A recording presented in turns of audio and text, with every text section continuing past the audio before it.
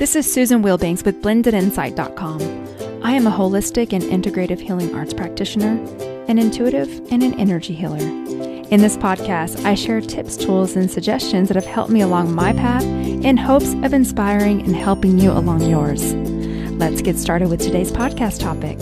And a beautiful fall day for those of us who are in the Northern Hemisphere.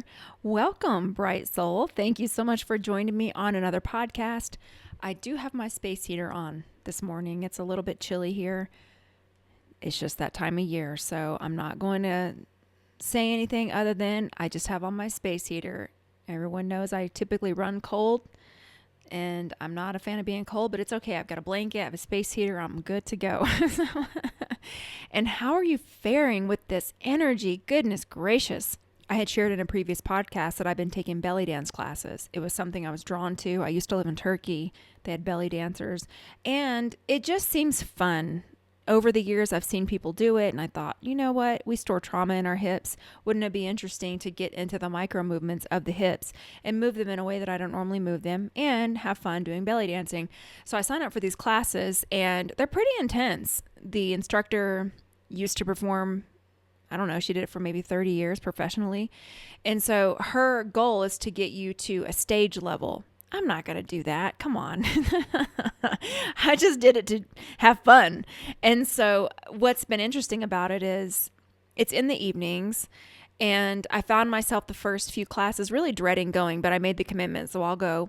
But now that I'm learning the choreography, and it's not that the movements were difficult, it's just moving in a different way. So I've got it down, but now it's the perfecting it and getting it down precisely. So since we've been doing the choreography, now it's becoming fun. And I was just going to do the first 6-week session and be done with it. But then my classmates were kind of peer pressuring me into signing up for the second session. So I said, oh, shoot. So now I'm going to do the second session, which will go through the end of November or December. I can't remember. Anyway, so I've been doing that. And again, it's past the time where I want to be out doing things, but it's something that I'm pushing myself to do because for whatever reason I was drawn to it, and it is kind of fun, and I like to connect with the other women and learn to move in a new way. And I'm sore on some days after, just because my body's not used to moving in micro movements like that for an hour. Even though I work my abs and I lift my weights and all the things that I do, it's just pushing myself to do something new and learn something different. And so what I wanted to talk about today is sometimes you have to start things before you're ready. I've talked about on this podcast before that when I started my YouTube channel, I was guided by spirit to start it. I didn't have equipment. It wasn't popular at the time. I didn't know anything about it. But I followed my intuition and created content in a very poor manner because I was told to do it. And it's the energy behind it. It's not the content. And I did it even though I really wasn't ready. And I didn't have proper lighting when I did record videos, but I still left it up because I was told to do it, and it's the energy behind it. And the people that are meant to find it and connect with it will find it and connect with it because that's the way energy works. And sometimes if there's something that's dropping in for you and you keep putting it off, waiting for the perfect circumstances, it never gets done. And what I have found that oftentimes you got to start and then make adjustments after you start. And this is in every area of life. I have a friend of mine that's been talking about dating for over a year. Oh, I want to start dating again, but I want to get this done first. I want to get that done first. You're never going to be perfect. I want to lose weight. I want to do this. Hey, start where you are. You're going to have to start before you get ready, and then you learn and you adjust. But if the intuition and the information keeps telling you to do it and you keep putting it off, it starts to wear on you. I don't know if you've noticed this, but I certainly have. And so we're being called to act. Action cures despair. So if you're sitting and you're overanalyzing and you're thinking and you're trying to find the perfect time, there won't be a perfect time. Just get started.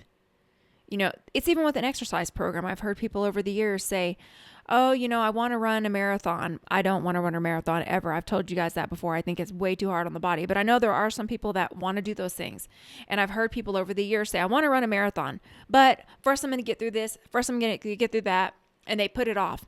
Whereas if you just started today, even though you might not feel like you're ready, I'm not saying you're going to run the whole marathon, but if you just start doing maybe, I don't know, half a mile a day, and then you build upon it, and then you get yourself ready, This is with everything. If there's a project that you're wanting to do that you keep thinking about and you're overanalyzing and putting it off, do the research on what it takes to get that done and take daily steps to get there.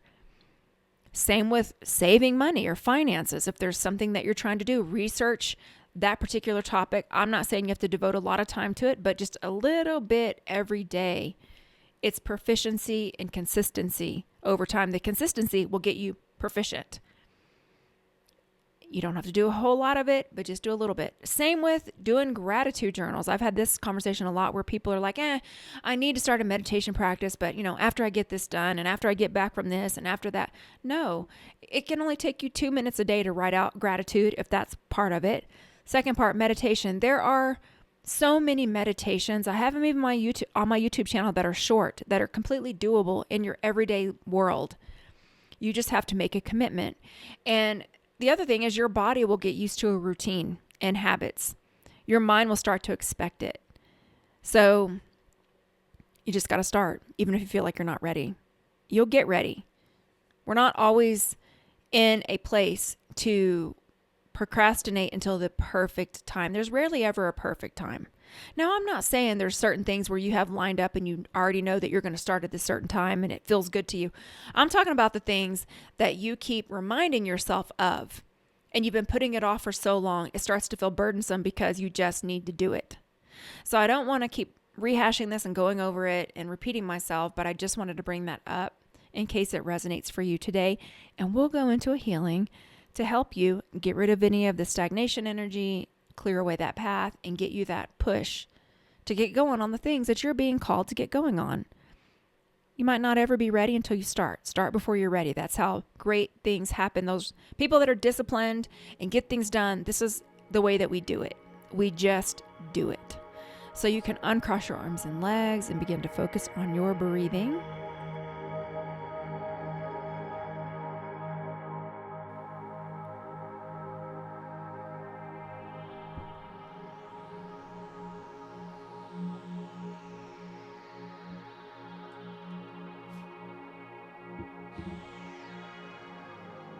And I am going to be cutting cords, so just breathe, relax.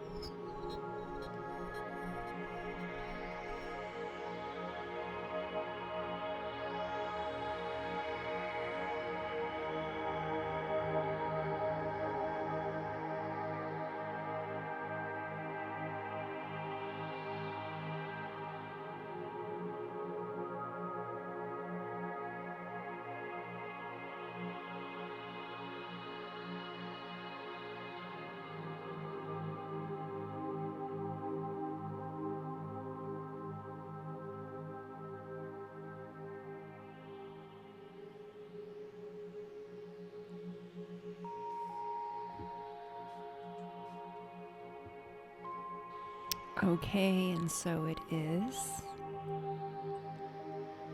Start coming back into your body.